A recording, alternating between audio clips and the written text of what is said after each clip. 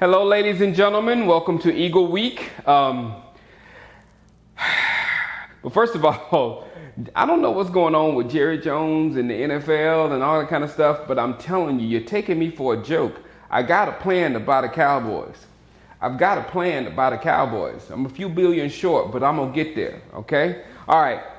How do we beat these Eagles? Now, this game is really important because the Eagles are our easiest path to the playoffs, believe it or not.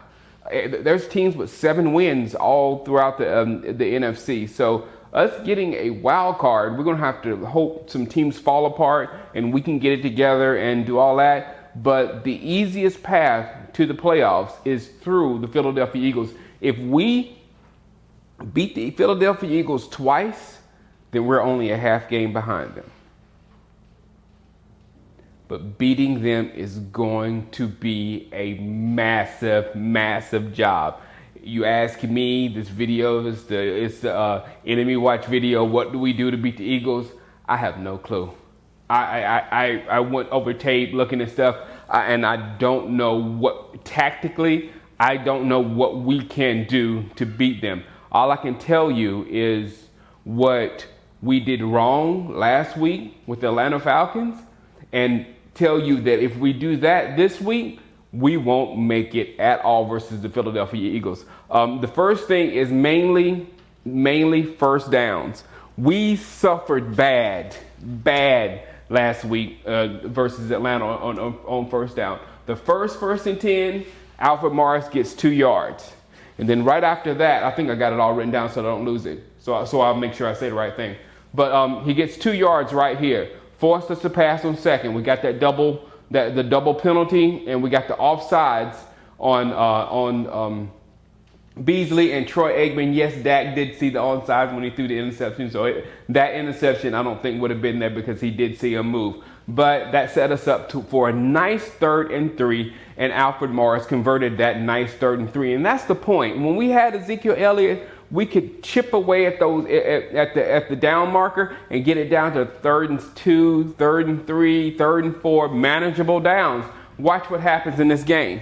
Okay, again, after we get that, Morris runs. It looks to me like it's possibly a zone run where the guys are spreading out and he can find a hole and hit it and pop for a good amount of yards. But he found nothing and only got 1 yard, which put us into, second and long situation. Dak to Dez, fix that. Again, the next play, first down.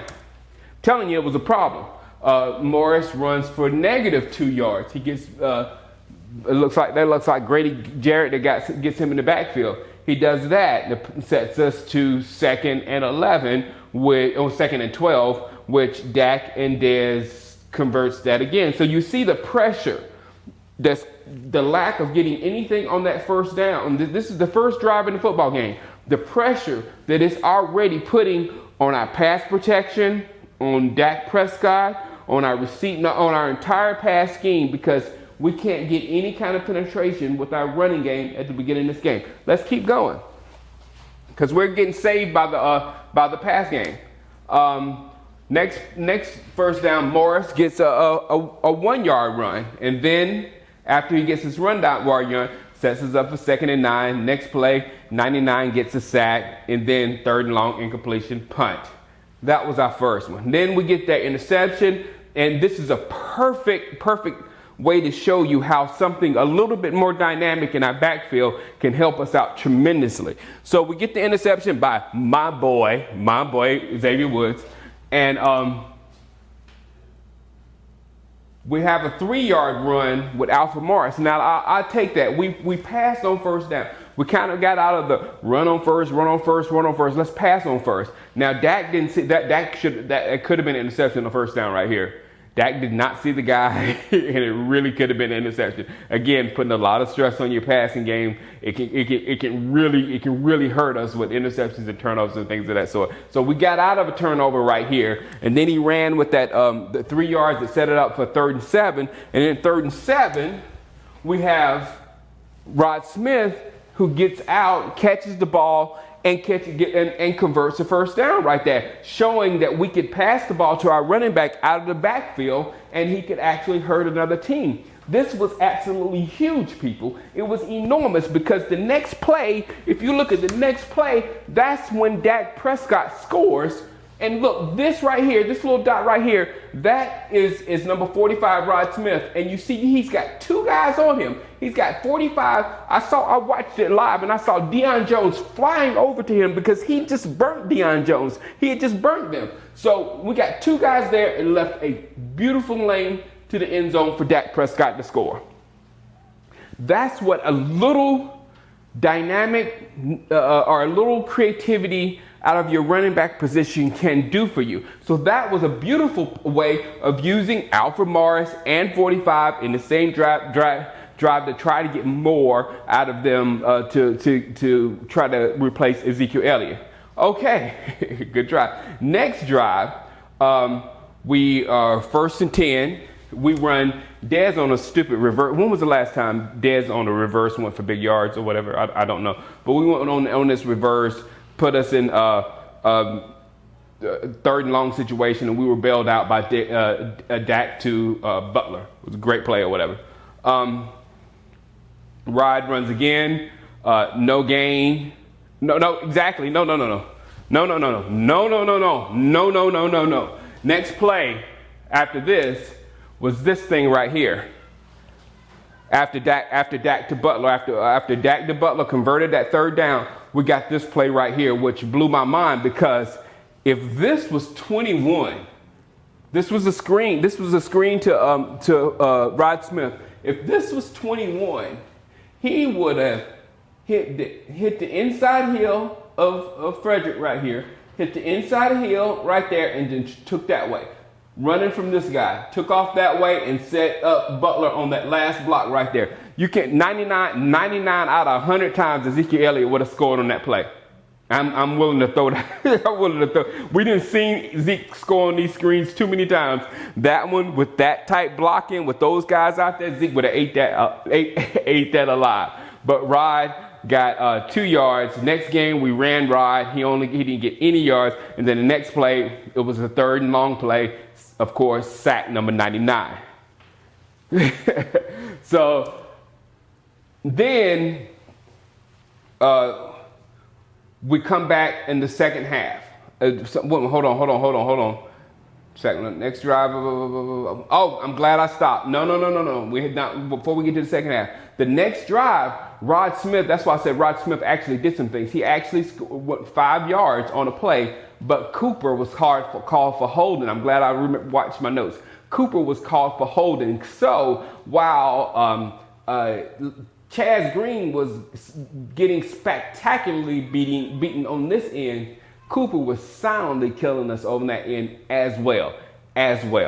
All right, now let's go. And the 2-minute drill was after that, and it had Dak crazy, whatever. Now in the second half, this is what's really scary because things actually worked in the second half. You remember this play when Alfred Morris was carried for 10 yards, for the first down. That was on the first down play. And then the next first down play, where is it? The next first down play. Oh, I see what I did. The next first down play, Alfred Morris gets 20 yards. Now here again, look at this.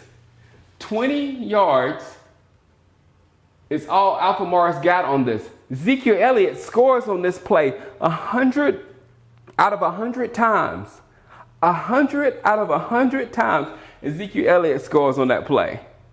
So then we go on down the field, doing well. I think he gets another 10-yard play, but then sack on first down, brings us back, gets us back, and then we missed the field goal with Nugent. And my point here is, even on this drive that worked like it should have, it would have worked with Ezekiel Elliott and with our other guys, with our starters, but if we just had something a little bit lesser than Ezekiel Elliott, he would have scored on that play right there. He would have scored on that play right there. If we had something just a little bit lesser than Tyron Smith, maybe we wouldn't have gave up 5-6 sacks, or how many that Chaz gave up, or especially the one down there. And if we had something a little bit better than a little bit lesser than Dan Bailey, maybe we could have hit that field goal and stay within a score there. But, after this, the game was pretty much over. And this game, you can't take too much of this drive because Atlanta was already up 17-7 at this drive. So they started playing us a little bit differently when it came to the run game. Remember that. So we have to deal with all this this week coming up. And I really, honestly, I don't know how we do it because Philadelphia's front seven is far better than their front seven. So for us to think we're going to get in there and run the ball down the middle or whatever, I just don't know how we're going to do it. So Jason Garrett,